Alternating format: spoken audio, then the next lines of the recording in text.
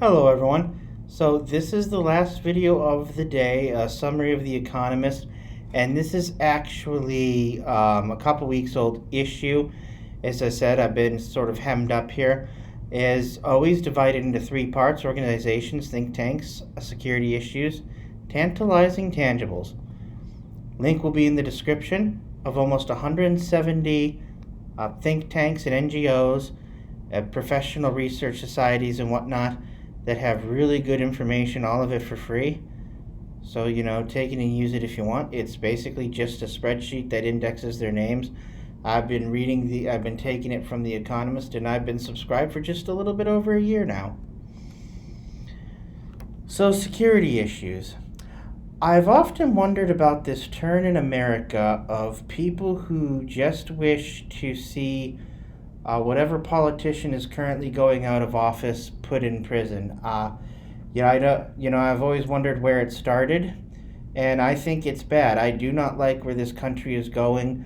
We saw Mayorkas get impeached because people didn't like the way he was doing the job. Certainly, we see, now we're seeing, the Trump prosecutions, and we're also now seeing the Biden impeachments and whatnot. And I'm curious as to where this got started, and part of it is activist state attorney generals. And it so happens in the early 2000s, a group of environmentalists discovered that there was power within the state attorney general's office to bring suit against the federal government. Here's where things sort of get a bit sad. Is this group was actually environmentalists who wanted to put climate change on the agenda. And they decided to, sue the presidency for not doing enough to apparently guarantee clean air and fight against climate change and whatnot. They kicked over a nasty can of worms, though, and this is kind of where things get a little bit sad and where you see unintended consequences. And now we have a very deeply divided country that uses this trick at the drop of a hat. The article mentioned in the issue on page 23 gets into, Texas with its fight to keep the border and overrule the federal government. And then you get to New York, which of course, with the trying to pull the Trump business license for inflating finances or something like that, which I have no doubt he actually did, but I think a lot of businessmen in New York, frankly, I think a lot of businessmen and a lot of people from New York are just blowhards by nature. And we saw this carry over to the Mueller investigation. Now we're seeing it, carry over to the Biden administration. It's ridiculous and it needs to stop. This certainly wasn't what people intended initially. I doubt environmentalists saw that they'd be part of dividing and driving a wedge in America. Or at least I really hope that's not what they thought. Security issue. Ukraine drones. So Ukraine is fitting small drones with forward-facing cameras with explosives.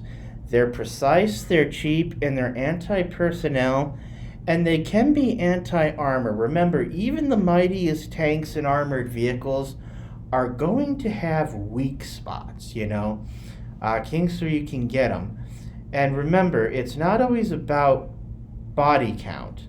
Sometimes it's about just material, just damaging a lot of expensive equipment. So, Igor Girkin is arrested. So for those of you who don't know who he is, he was a high-level operative with the FSB. That's the agency that replaced the KGB, and the KGB replaced the NKVD, for those of you not familiar with Russian history. And he criticized the war, but not how you think he would. He wants it to be more brutal and wants Russia to up its pace. But because he criticized Putin, he is now arrested.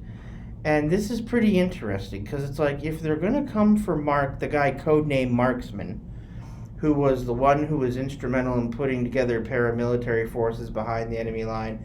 He was at the forefront of the annexation of Crimea. Who else will Vladimir Putin lock up? And it appears, honestly, anyone. people say, oh, dictator, he rules through fear, he assassinates everybody, therefore he has a strong base of power. And I do not think so. I think he has a very weak base of power, actually. I think if just a few key individuals turned on him, that'd be it. And we saw that earlier, several months ago, with Prigozhin, who practically took over the Kremlin. So very fascinating and interesting. You gotta wonder who's left if you're gonna come for, Gherkin. Either way, that's all I have. Thank you.